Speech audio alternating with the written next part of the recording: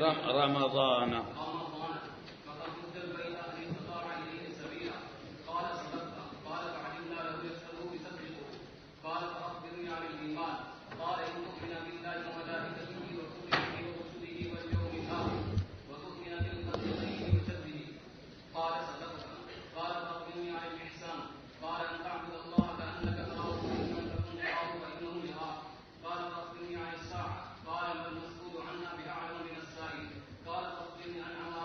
فاخبرني بيني فأخبرني.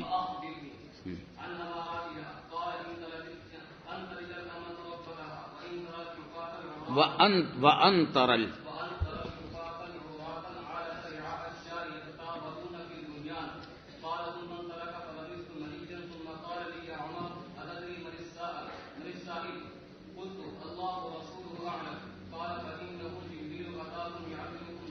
جبرائیل اتاکم یعلمکم دینکم.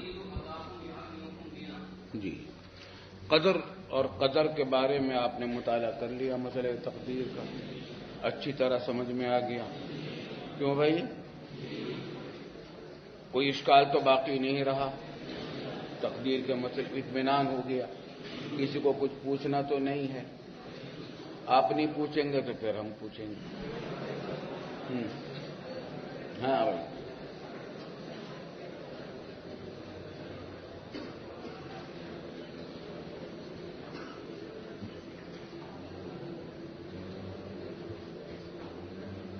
کسب کی حقیقت کیا ہے؟ کون بتائے گا؟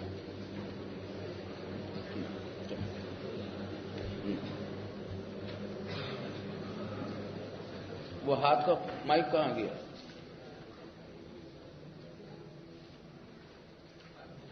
بس ایک ہی ہے پورے دارالعلوم میں؟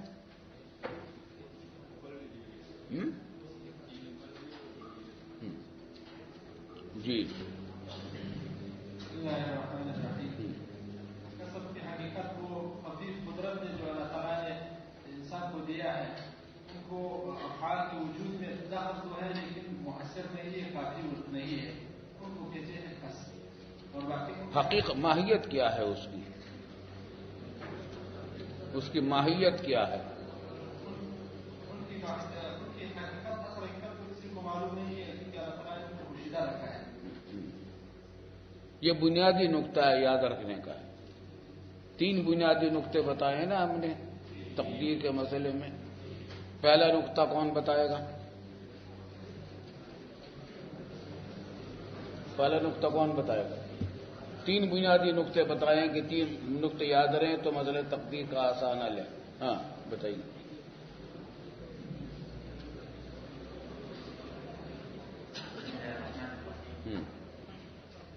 یہ کہ انسان اپنے اعمال اور افعال میں اور تمام حرکات میں مجبور نہیں ہے، مجبور محض نہیں ہے.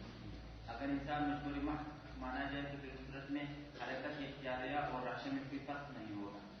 ٹھیک. تو یہ بداہتاً فرق ہے حرکت راشا میں اور حرکت اختیاریہ میں.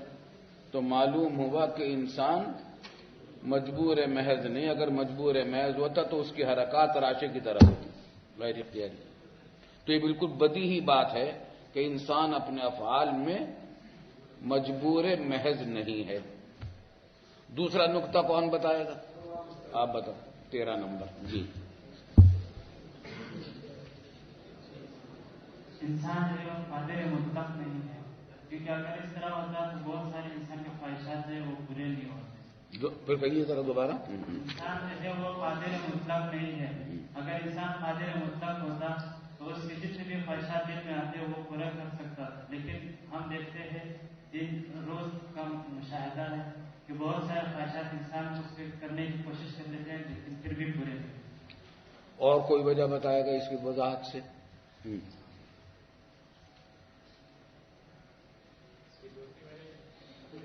انسان اپنے افعال و اعمال میں مکمل طور پر بااختیار اور قادر مطلق نہیں، کیونکہ اگر قادر مطلق ہوتا تو اپنے کسی ارادے اور خواہش میں ناکام ہوتا. یہ تو خیر متعین ہے. اور بھی کچھ بات کہی ہے ہم نے نہیں کہی ہے. دوسری بات یہ ہے کہ انسان کے اندر جو باطنی قوتیں ہیں وہ اس کے خود انسان کو ابھی تک مکمل طور پر ادراک نہیں ہے. تو اگر وہ خالق ہوتا تو کم از کم اس کو اپنے جس چیز کو یہ پیدا کر رہا ہے اس کا تو اظہار ہوتا، حالانکہ یہ اپنی باطنی قوتوں کو مکمل طور پر دیتا ہے۔ صرف باطنی قوتوں ہی کی بات نہیں کہی ہم نے، اور ہم نے کچھ اور بھی کہا ہے ساتھ ساتھ اسی کے، باطنی قوتوں کے ساتھ کچھ اور بھی کہا ہے، نہیں کہا ہے؟ بتائیے کیا کہا ہم نے؟ ہاں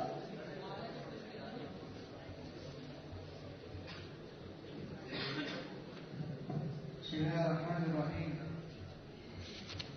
الإنسان غير قرأنا في هذه الفقرة الثانية أن الإنسان ليس مع اختيار كامل في أفعاله وحركاته، لأن لو سلمنا أن الإنسان قادر مطلق على جميع اختياره يلزم منه أن الإنسان أكثر حوائجه وأن الإنسان مثلا يتمنى أكثر الأشياء وما فاز على تحصيل جميع هذا، ولكن فشل في إراداته أكثر. وأيضا أن الإنسان لا يعرف كم من قوى الظاهرية والباطنية وعلى أي مقدار وعلى أي كمية تصرف في تحصيل هذا العمل. ہمارے سوال کا جواب اب بھی نہیں ہوا۔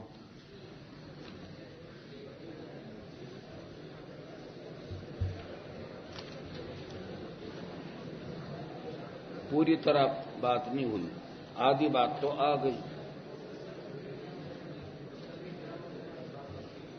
آپ نے جو بات کہی تھی اس کو پورا کیجیے، اس کے ساتھ ہم نے اور کچھ بھی کہا ہے، نہیں کہا ہے، باطنی قوتوں کے ساتھ۔ اس کو اس کا بھی معلوم نہیں ہے باطنی قوتوں کے علاوہ اس کے اپنے اجزاء جو ہیں وہ کون کون سے اجزاء کام کر رہے ہیں، یہ بات کہی ہے نا ہم نے۔ ایک بات، قادر مطلق نہ ہونے کی ایک دلیل تو یہی ہے جو آپ نے کئی لوگوں نے بیان کی کہ انسان اپنے بہت سارے اعمال کی خواہش اور تمنا رکھتا ہے مگر کر نہیں پاتا۔ حضرت علی رضی اللہ تعالی عنہ سے پوچھا تقدیر کا مسئلہ کہ بتائیے انسان مجبور محض ہے یا نہیں، تو غالباً حضرت علی کا ہے، اس نے کہا کہ ایک پاؤں اٹھاؤ، اٹھا لیا، کہلے کہ دوسرا بھی اٹھاؤ، انہوں نے کہا کہ تو نہیں اٹھا سکتا۔ تو معلوم ہے کہ کچھ حد تک مجبور ہو، کچھ حد تک معذور ہو۔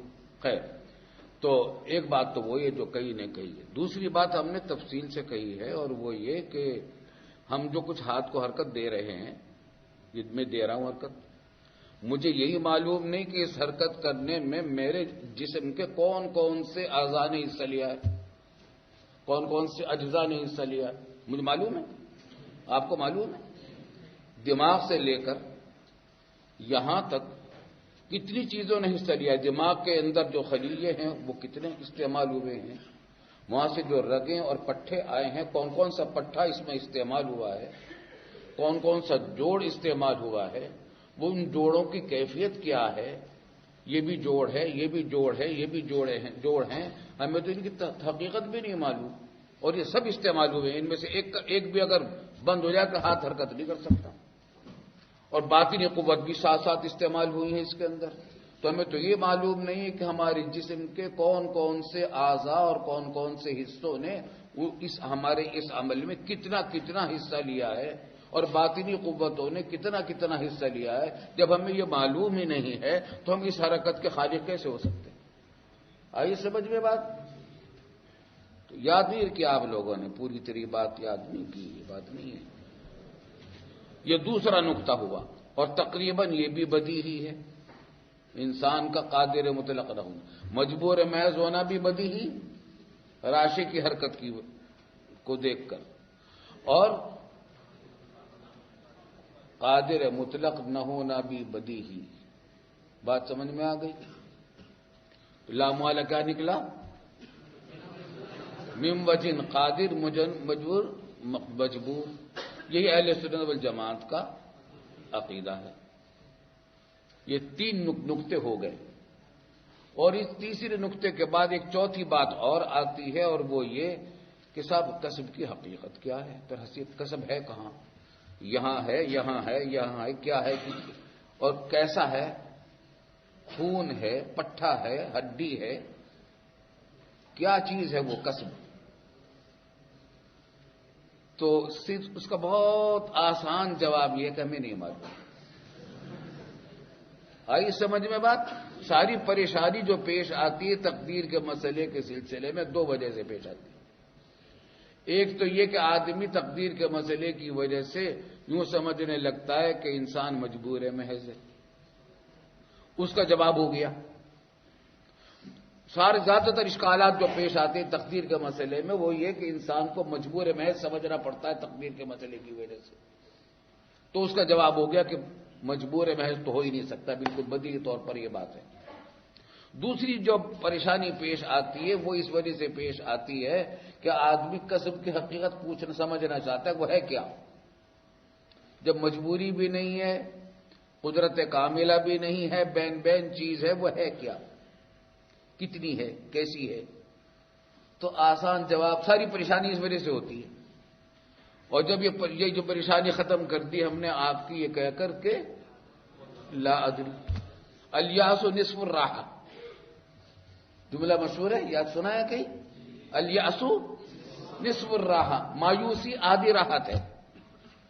مطلب ہے کہ کسی کام کے پیچھے آدمی لگے حاصل کرنے کے لیے، جب تک وہ حاصل نہیں ہوتا بے چین رہتا ہے، لیکن جب اس کو مایوسی ہو جائے کہ نہیں ہو سکتا، کچھ نہیں ہو سکتا، تو آرام سے بالکل نصف الراحہ، آدھی راحت مل جاتی ہے۔ اس بات کا تو افسوس ہوتا ہے کہ مقصود نہیں حاصل ہو سکا، لیکن آئندہ کوشش کرنے سے وہ بچ جاتا ہے، محنت کرنے سے، پریشان ہونے سے۔ تو ساری پریشانی جو پیش آتی ہے ان دو وجہ سے پیش آتی ہے کہ آدمی کو مجبور ہے میں سمجھنے لگتا ہے آدمی تقدیر کے مسئلے کی وجہ سے، اس کا جواب ہو گیا اول پہلے نقطے میں۔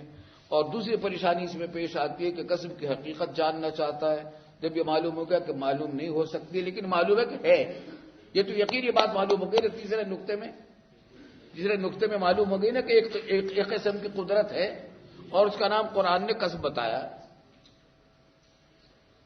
تو رہی وہ بات کہ حقیقت اور ماہیت کیا ہے تو اس کے ہم مکلف بھی نہیں ہے، نہ اللہ تعالیٰ ہم سے آخرت میں سوال کرے گا، نہ ہم سے پوچھا جائے گا، اور نہ ہمیں حقیقت معلوم ہے۔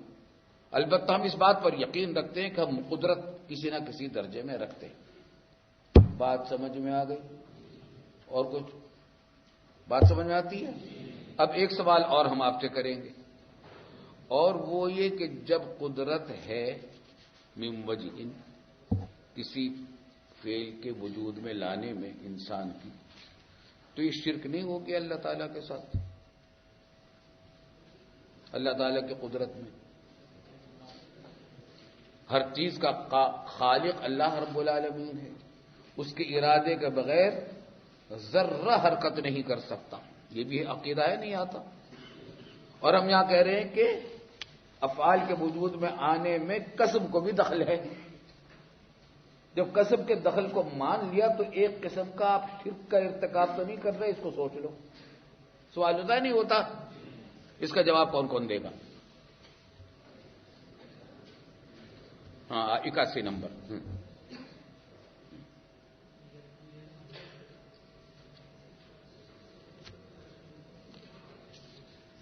یہ ہے کہ یہ کسب جو ہے یہ تو مؤثر نہیں ہے، وجود میں نہیں لاتا ہے، بلکہ اللہ تعالیٰ کے ارادے اور اس کے خلق کے درمیان، یعنی فعل کے پیدا کرنے کے درمیان یہ واسطہ بنتا ہے، اس وجہ سے واسطہ بنتا ہے۔ واسطہ کس درجے میں؟ کس درجے میں؟ غیر ہاں، اب یہ بات ذرا سمجھ لیجئے، یہ بس باریک نقطہ یہ ہے، اس سے آدمی ذرا بعض اوقات الجھن کا شکار ہو سکتا ہے۔ جب یہ سوال پیدا ہوگا کہ جب آپ نے افعال عباد کے وجود میں لانے کے لیے دو چیزوں کو مؤثر مان لیا، ایک اللہ تعالیٰ کا خلق اور ایک انسان کا کسب، تو یہ تو اللہ تعالیٰ کے فعل خلق میں شرکت ہو گئی، حالانکہ اللہ تعالیٰ کے خلق کے بغیر ذرہ حرکت نہیں کر سکتا۔ جب ذرہ حرکت نہیں کر سکتا تو کسب کی حقیقت کیا رہے گی؟ جواب یہی ہے کہ کسب مؤثر نہیں ہے۔ پھر وہی بات آ گئی کہ پھر تو مجبور ہو گیا آدمی۔ آئی سمجھ بات نہیں؟ وہی ہم کہتے تھے نا کہ سوال جو اشکالات پیدا ہوتے ہیں تقدیر کے مسئلے میں وہ زیادہ سے زیادہ جو پیدا ہوتے ہیں وہ جبر کے پیدا ہوتے ہیں. تو جب یہ تو اگر آپ کسب کی وجہ سے انسان کو من وجہ قادر قرار دیں اور کسب کو مؤثر قرار دیں انسان کے افعال کے وجود میں لانے کے لیے، اگر مؤثر قرار دیتے ہیں تو شرک لازم ہے اللہ تعالیٰ کی صفت خلق کے اندر. حالانکہ ہمارا عقیدہ اہل سنت والجماعت کا یہ ہے کہ اس کے خلق اور ارادے کے بغیر ذرہ حرکت نہیں کر سکتا. جب ذرہ حرکت اس کے بغیر نہیں کر سکتا تو کسب کیا کرے گا؟ کسب کہاں آ رہا؟ بات سمجھ میں آ رہی نہیں آ رہی؟ تو اشکال پھر ہو گیا کہ انسان تو مجبور ہو گیا. پھر آئی سمجھ میں بات؟ تمہیں آتی نہیں آتی؟ جواب وہ ہے جو ابھی یہ دے رہے تھے، صحیح جواب دیا انہوں نے. کیا بلا کہ کسب مؤثر بالکل نہیں ہے انسان کے افعال کے وجود میں لانے میں. آئی سمجھ بات نہیں؟ ذرہ برابر وہ مؤثر نہیں ہے. مؤثر صرف اللہ کا ارادہ اور اسی کا خلق مؤثر ہے. انسان کا کسب بالکل مؤثر نہیں ہے. اچھا جب مؤثر نہیں ہے تو پھر تو مجبور محض ہو گیا نہیں ہو گیا؟ لیکن کیا سمجھ لیجیے اب بات کو، معیت ہے، اقتران ہے خلق کے ساتھ کسب کا. خلق بغیر کسی اور مؤثر کے مؤثر ہوتا ہے اور فعل کو بندوں کے وجود میں لاتا ہے. کسب بالکل مؤثر نہیں ہوتا، لیکن کسب اس کے ساتھ ساتھ ہوتا ہے. اگر کسب اس کے ساتھ ہو گیا تو سزا و جزا ہوگی. کسب اگر نہیں ہوا تو سزا و جزا نہیں ہے. آئی سمجھ بات؟ فعل کے وجود میں آنے میں اس کا ذرہ برابر تاثیر نہیں ہے. فرق صرف اتنا ہے کہ اگر انسان کا کسب اس کے ساتھ لگ گیا، آئی سمجھ بات؟ انسان کا کسب اس کے اللہ کے خلق کے ساتھ لگ گیا تو سزا و جزا ہے. کسب اچھی چیز کا لگا تو جزا ہے، کسب بری چیز کا لگا تو سزا ہے، اور کسب نہ لگا تو جزا و سزا کچھ نہیں. خلق اللہ تعالیٰ کی مرضی پر موقوف ہے. جب چاہے گا وہ پیدا کر دے گا، جب چاہے گا نہیں پیدا کرے گا. اس کی مثال ہم نے گاڑی سے دی ہے، گاڑی سے دی ہے. وہ بھی نظیر ہے، مثال نہیں ہے. گاڑی کی مثال ذہن میں ہے؟ تو وہاں پر بھی بات کیا ہے کہ وہ جو ڈرائیور کی سیٹ پر بیٹھا ہے آدمی، وہ سمجھ رہا ہے کہ میں چلا رہا ہوں گاڑی. اسٹیئرنگ گھماتا ہے، گاڑی گھوم جاتی ہے. بریک لگاتا ہے، دباتا ہے تو گاڑی رک جاتی ہے. سوئچ دباتا ہے تو بجلی جل جاتی ہے، لائٹ جل جاتی ہے، وغیرہ وغیرہ وغیرہ وغیرہ. اور خوش ہے کہ میں کر رہا ہوں، حالانکہ کچھ نہیں کر رہا. کر تو وہ رہا ہے جو برابر میں بیٹھا ہے پیچھے. ساری قدرت تو اس کے پاس ہے.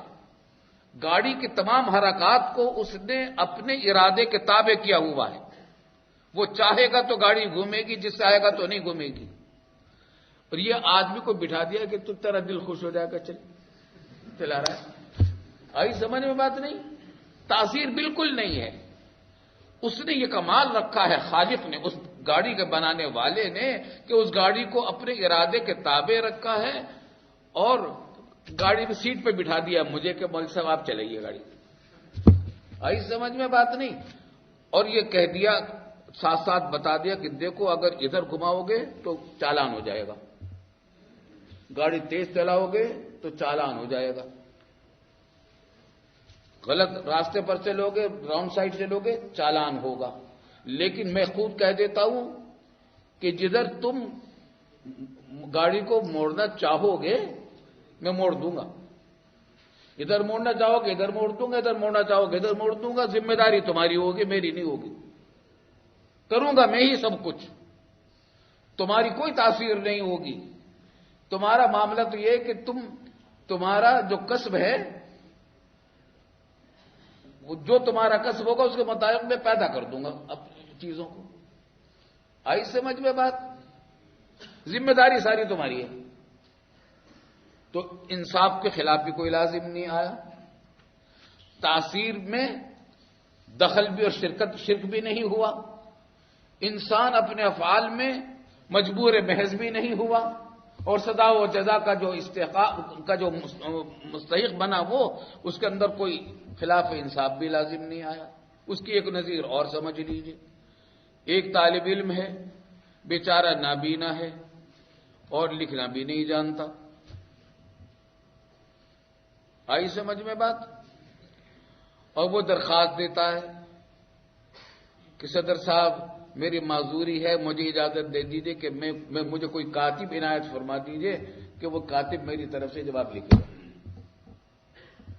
ہم اجازت دے دیتے ہیں، مگر ہم ان سے کہہ دیتے ہیں کہ دیکھو کاتب سے ہم کہیں گے کہ دیکھو جس طرح یہ کہے اسی طرح لکھتے جانا، صحیح کہے صحیح لکھنا، غلط کہے غلط لکھنا.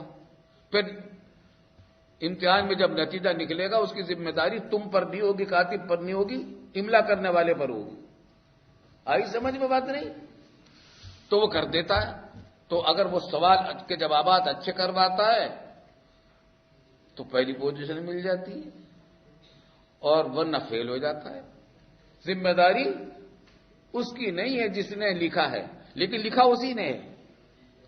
کاتب جو ہے لکھا اسی نے سارا، لیکن ذمہ داری اچھے برائی کی ذمہ داری کاتب پر نہیں ہے بلکہ اس پر ہے جس نے لکھوایا ہے اس کو.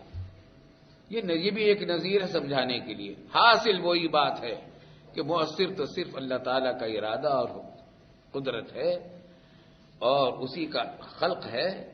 بندہ کہ کوئی قدرت اپنے افعال میں نہیں ہے، صرف معیت ہے اس کے اختیار کی. جو کسی چیز بس اللہ تعالیٰ پوچھے تو تیرا بتا تو اختیار کس کو کرتا ہے؟ وہ بتاتا میں اس کو اختیار کرتا ہوں. اچھا ٹھیک ہے، میں ادھر گاڑی موڑ دیتا ہوں. تو کس کا اختیار کرتا ہے؟ اس کو کرتا ہوں. بتاؤ تم نماز کو اختیار کرتے ہو تو اچھا نماز پڑھ لو. بتاؤ تم کھیلنے کو اختیار کرتے ہو، اچھا کھیل لو.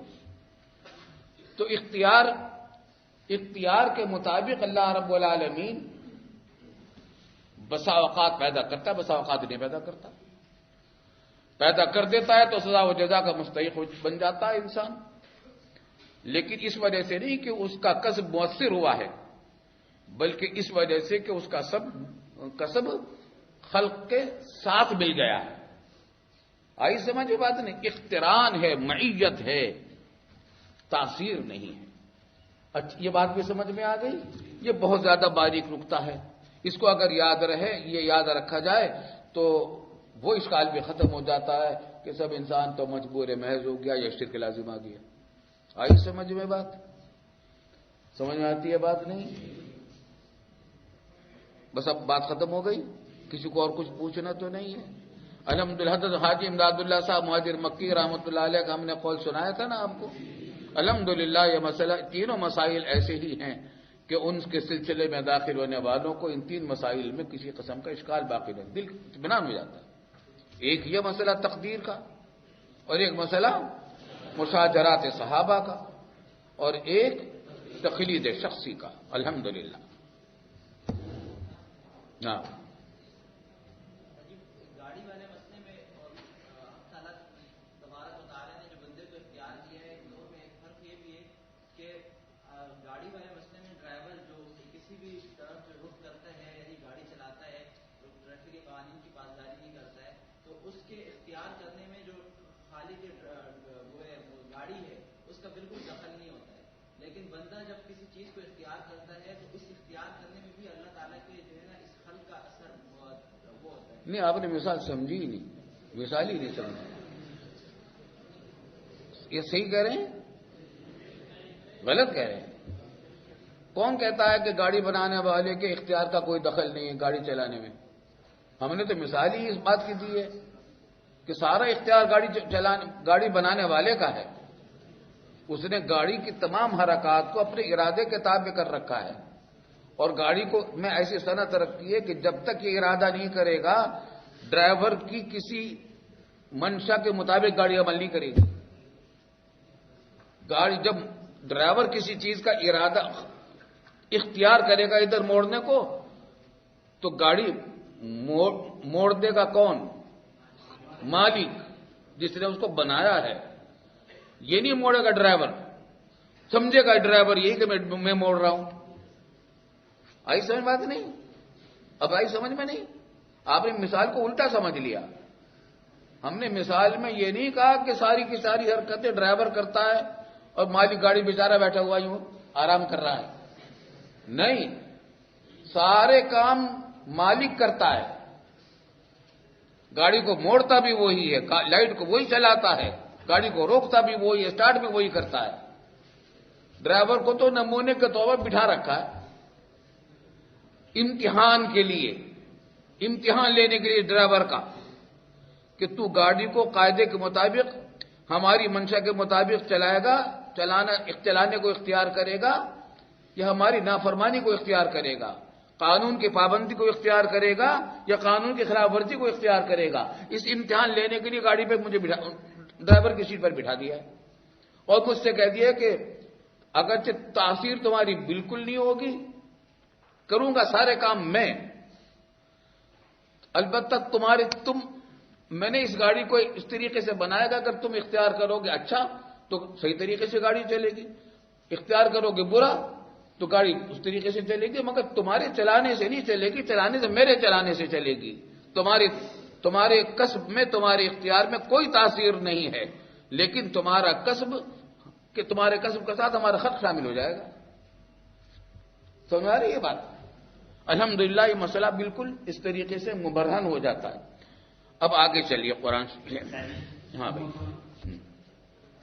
یہ قدریہ کی دو قسمیں بیان کی گئی ہیں، متقدمین اور متأخرین. میں فرمایا گیا کہ متقدمین کی تکفیر کی گئی ہے اس لیے کہ وہ قضا اور قدر دونوں کا انکار کرتے ہیں، اور متأخرین کی تکفیر نہیں کی گئی کیونکہ وہ صرف قضا کا انکار کرتے ہیں، قدر کا نہیں.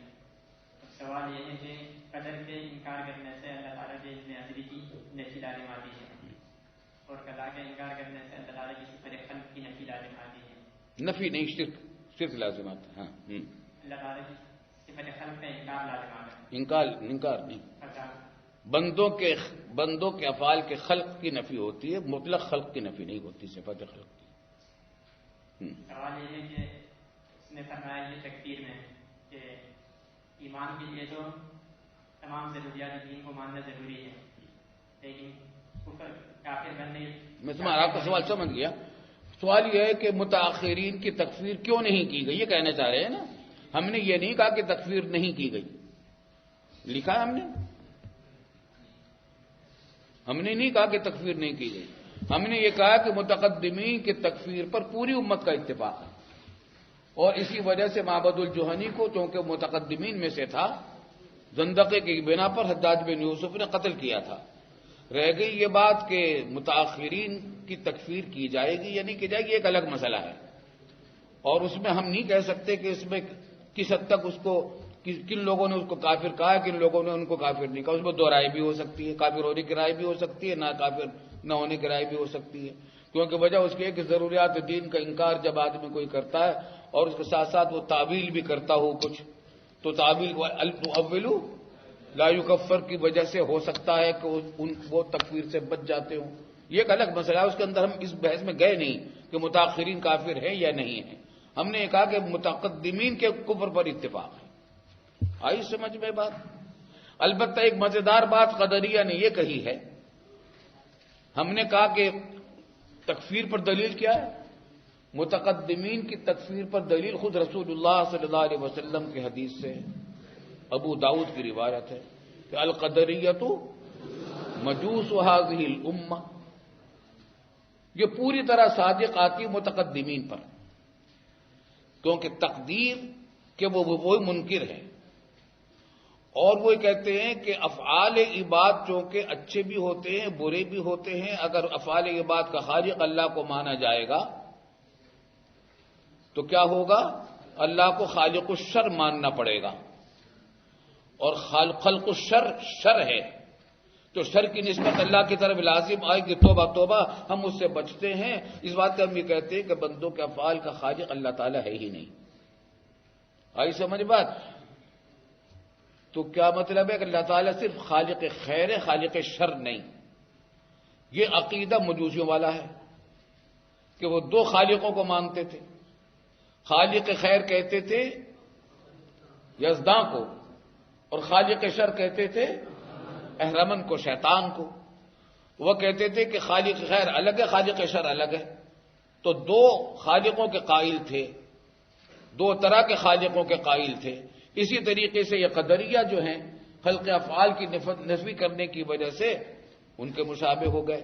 تو قدریہ تو ہو گئے تقدیر کے عقیدے کی وجہ سے، قدر کے انکار کی وجہ سے، اور مجوس هذه الامہ اس وجہ سے ہو گیا کہ دو خالقوں کے قائل ہیں۔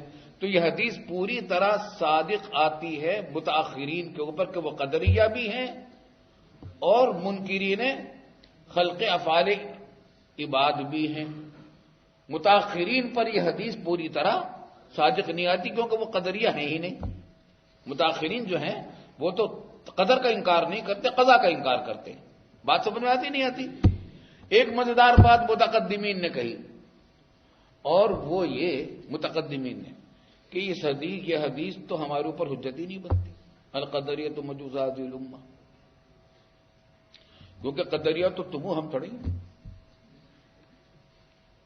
کیونکہ قدر کے قائل تم ہو، ہم تو قائل ہی نہیں۔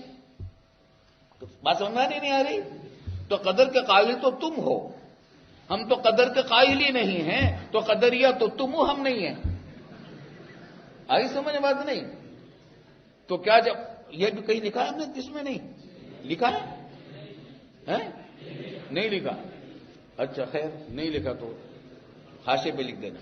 تو جواب سمجھ لو، علامہ ابن تیمیہ نے اور امام الحرمین نے اس کا جواب دیا، اور وہ یہ کہا کہ نہیں، قدریہ تم ہی ہو۔ وجہ اس کی کیا ہے کہ تم قدر کی نسبت اپنی طرف کرتے ہو۔ کیا کہتے ہو کہ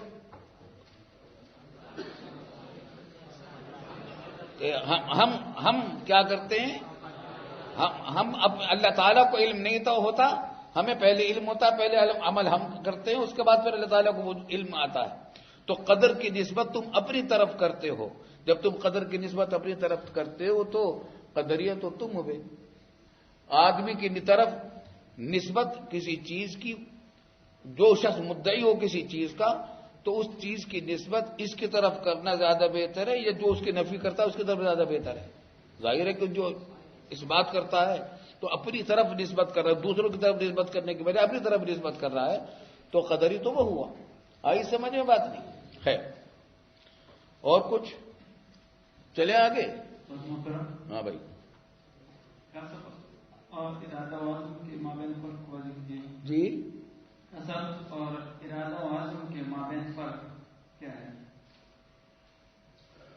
قصد کے ارادہ عزم اور قصد کے مابین فرق۔ ارادے کا بھی آدمی قصد ہی کرتا ہے، ارادہ بھی انسان کا ایک عمل ہے، عزم بھی عمل ہے، اس کا بھی خالق اللہ ہے۔ ہمارا جو ارادہ ہے اس کا خالق بھی اللہ رب العالمین ہے، ہم جو عزم کرتے ہیں اس کا خالق بھی اللہ رب العالمین ہے۔ البتہ ہماری طرف نسبت اس ارادے کی اس وقت ہوگی جب قصب اس کے ساتھ ہمارا لگ جائے گا، اختیار لگ جائے گا، اور اگر ہمارا اختیار نہیں لگے گا تو اس کی نسبت ہماری طرف نہیں ہوگی۔ اچھا، مزیدار بات یہ قصب کا خالق بھی اللہ تعالیٰ ہے۔ مجھے کہہ رہا تھا نا کہ زیادہ تر اشکال جبر کا پیدا ہوتا ہے، تو عزم اور ارادہ کا خالق تو ہے ہی اللہ تعالیٰ، اور افعال عباد کا خالق بھی اللہ ہے۔ مزیدار بات یہ کہ قصب کا خالق بھی اللہ تعالیٰ ہے، قصب کا خالق بھی وہی ہے، قصب میں تاثیر بھی بالکل نہیں ہے، لیکن انسان کے اوپر سزا و جزا کا ترتب ہوتا ہے اچھے اور برے افعال کے قصب کی وجہ سے۔ وجہ وہ یہ کہ معیت ہے۔ آئی سمجھ میں بات؟ چلیے آگے۔ سمجھ میں آ گئی نا بھائی؟ کسی اور کو کچھ پوچھنا تو نہیں ہے؟ چلیے، الحمدللہ اہل سنت والجماعت کا عقیدہ بڑا عجیب و غریب ہے، مشکل ہے سمجھنا، لیکن ایسا اعتدال ہے توازن ہے کہ اللہ تعالیٰ کی قدرت میں، خلق میں ذرہ برابر کمی نہیں آتی اور تقدیر کا مسئلہ ثابت ہو جاتا ہے۔ جی سوال یہ ہے کہ کسب کا خالق ہم نے کہا کہ اللہ تبارک و تعالیٰ ہے، اور اس کے خلق سے پہلے بھی تو کسب ہوگا، کیونکہ اس کے کسب کے خلق سے پہلے بھی تو کسب ہوگا، پھر کسب کا خالق اللہ تبارک و تعالیٰ ہے۔ تو اگر یوں کہا جائے کہ کسب کا خالق اللہ تبارک و تعالیٰ ہے تو اللہ تبارک و تعالیٰ یہ بھی قانون ہے کہ اللہ تبارک و تعالیٰ کسی چیز کو پیدا نہیں کرتا جب تک اس کا کسب نہ ہو، اور پھر اگر یوں کہیں گے کہ اللہ تبارک و تعالیٰ کسب کو پیدا کرتے ہیں تو پھر اس سے پہلے بھی تو کسب ماننا پڑے گا، یہ تو لازم ہے۔ عجیب طرح کا سوال ہے، سمجھ لو بات کو۔ اللہ تعالیٰ نے ہمارے اندر جو کسب پیدا کیا ہے ہم سے پوچھ کر تھوڑا ہی کیا ہے، ہمارے اختیار سے نہیں پیدا کیا، اپنے اختیار سے پیدا کیا، سمجھ آ رہی نہیں؟ اللہ تعالیٰ نے ہمارے اندر جو کسب کی صلاحیت رکھی ہے، اختیار کی، یہ ہم سے پوچھ کر تھوڑا ہی رکھی ہے، ہم نے نہیں مانگا تھا اللہ تعالیٰ سے اختیار، ہمیں دے دیا، پیدا کر دیا ہمارے اندر، ہمارے کسب کے بغیر پیدا کیا ہمارے کسب کو، ایسے بات نہیں، ہمارا کسب پیدا کیا اللہ تعالیٰ نے، ہمارے کسب کے بغیر ہم تو موجود ہی نہیں تھے اس وقت جب اللہ تعالیٰ ہمارے اندر کسب پیدا فرما رہے تھے، تو بچے تھے بالکل ماں کے پیٹ میں تھے، ایسے بات نہیں۔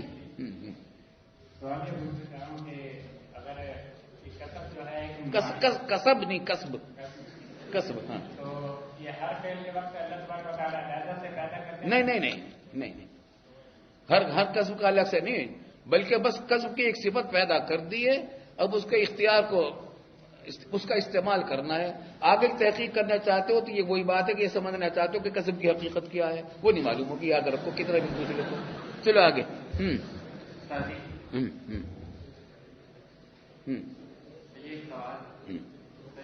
اگر کوئی یہ کہہ سکتا ہے کہ کسب بھی اللہ تعالیٰ کا، کسب نہیں، کسب اللہ تعالیٰ کا پیدا کرتا ہے، تو اس کی نوعیت جو خلق کے ساتھ ہے وہ بھی تو اللہ تعالیٰ کی پیدا کرتا ہے۔ ہاں پیدا کرتا ہے، ٹھیک ہے، مگر اختیار ہے، وہی بات ہے، کسب کی حقیقت سمجھنا چاہتے ہیں، ساری پریشانی اس سے پیش آتی ہے کہ کسب کی حقیقت سمجھنا چاہتے ہو، وہ نہیں سمجھ میں آئے گی، کتنا الٹے بھی لٹک جاؤ گے نہیں سمجھ میں آئے گی۔ چلیں آگے۔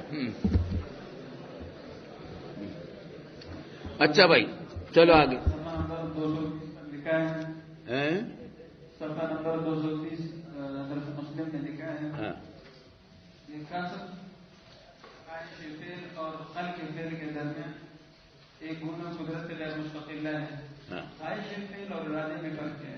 قدرت غیر مستقل، آگے پھر کیا لکھا ہے یہاں پر کہ کسب خواہش فعل اور خلق فعل کے درمیان قدرت مستقلہ ہے، غیر مستقلہ ہے۔ غیر مستقل ہے۔ سوال یہ ہے کہ ارادہ اور خواہش فعل میں فرق کیا ہے؟ ارادہ اور خواہش میں زمین آسمان کا فرق ہے۔ خواہش ہو رہی ہے، خواہش ہو رہی ہے کہ چائے پیئیں،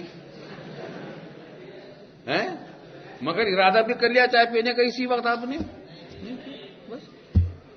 اور رہ گئی بات کہ اب آپ پوچھنا چاہتے ہیں کسب کی حقیقت کیا ہے، تو وہ تو نہیں بتاؤں گا۔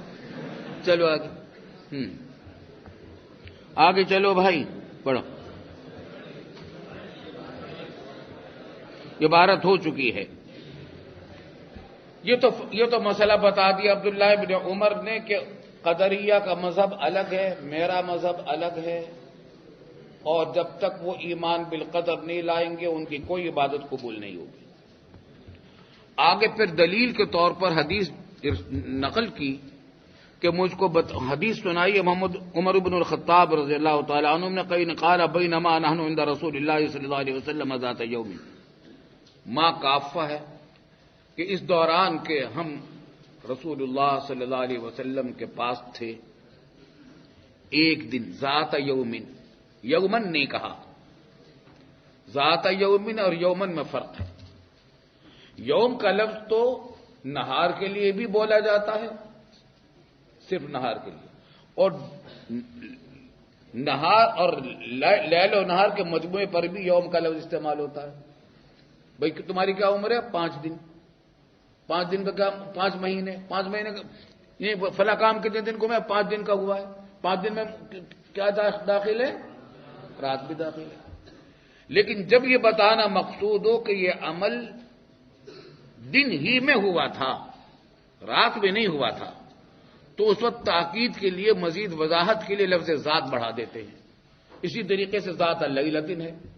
لیلتن اور لیالی کا لفظ لیل و نہار دونوں کا مجموعے پر بھی بولا جاتا ہے بکثرت، اگرچہ وضع ہوا ہے وہ رات کے لیے، لیکن بکثرت لیل و نہار کے مجموعے کے لیے بھی بولا جاتا ہے کہ خمسۃ لیالی. کیا مطلب؟ 5 دن اور راتیں. لیکن جب تعین کرنے مقصود ہو کہ یہ کام رات ہی میں ہوا تھا تو کہا جاتا ہے ذات لیلت. تو ذات یوم ذات خلاصہ یہ کہ یہ واقعہ دن کا تھا، رات کا نہیں تھا. اطلع علینا رجل شدید بیاض الثیاب، نمودار ہوا، آتے بھی نہیں دیکھا کسی نے راستے میں، نمودار ہوا ہمارے سامنے. ایک ایسا شخص جو شدید بیاض الثیاب تھا، شدید سواد الشعر، اس کے کپڑے بھی شدید سفید تھے، بالکل سفید، بال بھی بالکل سیاہ، گرد و غبار کا کوئی اثر، میل کچیل کا کوئی دخل، کوئی اثر نہ کپڑوں پر تھا نہ بالوں پر تھا. یہ علامت کس بات کی تھی؟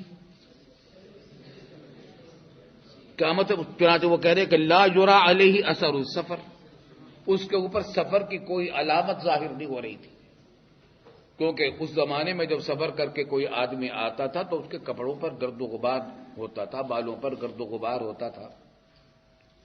اس قسم کے کوئی اثر اس کے اوپر نہیں تھا. یہ علامت کس بات کی تھی؟ کہ یہ باہر سے نہیں آیا، مدینے ہی کا ہے. لیکن ولا یعرفہ منا احد، اور اس کو ہم میں سے کوئی پہچانتا نہیں تھا. حالانکہ مدینہ چھوٹی سی بستی تھی اس زمانے میں، اور آپ پڑھ چکے ہیں کہ ایک زمانے میں اس کی تعداد 700 600 700 تھی، مسلمانوں کی تعداد مدینہ طیبہ میں، اور ایک مردم شماری میں 1400 1500 کی تعداد تقریباً آئی ہے. اس سے زیادہ تعداد نہیں تھی. دارالعلوم کے اندر کتنی تعداد ہے؟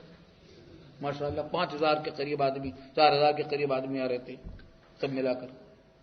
تو مدینہ طیبہ کی چھوٹی سی بستی تھی، تو ان میں اس کا تقاضا یہ تھا کہ اگر یہ مدینہ ہی کا رہنے والا ہے تو پہچانتے لوگ. اگر دارالعلوم کا کوئی آدمی رہنا والا ہوتا اور اتنا بڑا مجمع ہوتا تو کچھ نہ کچھ تو پہچاننے والے ہوتے اس کو بھئی ہے، لیکن ان کو کوئی پہچانتا نہیں تھا. یہ علامت کس بات کی تھی؟ کہ یہ مدینہ کا نہیں ہے، باہر سے آیا ہے. متضاد علامتیں پائی جا رہی تھی. آئی سمجھ بات نہیں؟ چنانچہ آگے اور ذرا دیکھیے. حتیٰ جلس الی النبی صلی اللہ علیہ وسلم، یہاں تک کہ آ کر بیٹھ گیا وہ نبی صلی اللہ علیہ وسلم کی طرف، اے متوجہن الیہ. یہاں اختصار ہے. سلیمان تیمی کی روایت میں ہے کہ فتخطا حتی برکا بین یدی نبی صلی اللہ علیہ وسلم، لوگوں کی گردنوں کو پھلانگتا ہوا آیا اور یہاں کر دو زانو ہو کر بیٹھ گیا حضور صلی اللہ علیہ وسلم کے سامنے. تخطی یہ رقاب، گردنوں پر پھلانگنا، علامت کس بات کی تھی؟ کہ اسلامی آداب سے واقف نہیں، علاقے غیر سے آیا ہے. آئی سمجھ بات نہیں؟ اور آ کر بیٹھ گیا دو زانو ہو کر، یہ علامت اس بات کی کہ بڑا مہذب اور شائستہ آدمی ہے، طالب علم کو جس طرح بیٹھنا چاہیے اس طرح بیٹھا. یہ بھی علامت متضاد تھی. حتیٰ جلس الی النبی کی تفصیل سلیمان تیمی کی روایت سے ہم نے بیان کی. فاسند رکبتیہ الی رکبتیہ، پس اس نے اپنے رکبتین کو نبی صلی اللہ علیہ وسلم کے رکبتین کے ساتھ جوڑ دیا، ملا دیا، اڑا دیا. ابو فروا کی روایت میں اس کی مزید تفصیل ہے، اور وہ یہ کہ آیا، بیٹھ گیا اور پھر دور بیٹھا اور کہا کہ ادنو من کا ادنو یا رسول اللہ، ادنو کا ادنو یا رسول اللہ، بھی یاد نہیں مجھے کہ اس کا لفظ بھی بولا ہی نہیں، کہ ادنو قریب ہو جاؤں آپ کے؟ آپ نے فرمایا کہ قریب ہو جاؤ۔ یہ علامت تھی کہ بڑا مہذب آدمی ہے، پوچھ پوچھ کر عمل کر رہا ہے۔ پھر کہتا ادنو من کا، آپ نے کہا ادنو، اور آگے آ گیا۔ پھر کہتا ادنو، اور آ گیا، آپ نے اجازت دی کہ ادنو، فما زال یقول ادنو، اور حضور صلی اللہ علیہ وسلم فرماتے رہے کہ ادنو۔ یہ علامت اس بات کی تھی کہ علاقہ غیر سے آیا، تو اجازت طلب کرنا مہذب اور شائستہ ہونے کی علامت تھی کہ اسلامی آداب سے واقف ہے، اور بار بار سوال کرنا یہ علامت تھی کہ اسلامی آداب سے واقف نہیں، بالکل بدو ہے۔ سمجھے نہیں بات کو؟ حتی برکا، تو ابو فروا کی روایت یہ ہے کہ یہاں تک کہ بار بار اسے سوال کیا اور فبرکا، اور پھر دو دانو ہو کر بیٹھ گیا۔ یہ علامت تھی اس بات کی کہ سمجھدار آدمی ہے، لیکن فاصلہ رکبتہ الی رکبتیہ، رکبتین کو اپنے آپ کے رکبتین کے ساتھ جوڑ دیا۔ یہ علامت اس بات کی کہ بدو ہے، اسلامی آداب سے ناواقف ہے۔ یہ علامتی بھی متضاد تھی۔ آئی سمجھ میں بات؟ وَوَضَعَ كَفَّيْهِ عَلَى فَخِذَيْهِ، اور اپنے ہتھیلیاں رکھ دی عَلَى فَخِذَيْهِ۔ علامہ نووی نے عَلَى فَخِذَيْهِ کی ضمیر راجع کی ہے خود اس رجل کی طرف۔ یہ جبریل امین تھے، انسانی شکل میں آئے تھے، کیا اپنے زانوں پر رکھ دی۔ لیکن حافظ ابن حجر نے روایت نقل کی ہے ابن عباس اور ابو عامر اشعری کے حوالے سے کہ اس میں صراحت ہے کہ علی فخذین نبی صلی اللہ علیہ وسلم، نبی صلی اللہ علیہ وسلم کے فخذین پر اپنے ہاتھ رکھ دیے۔ بات سمجھ میں آتی ہے؟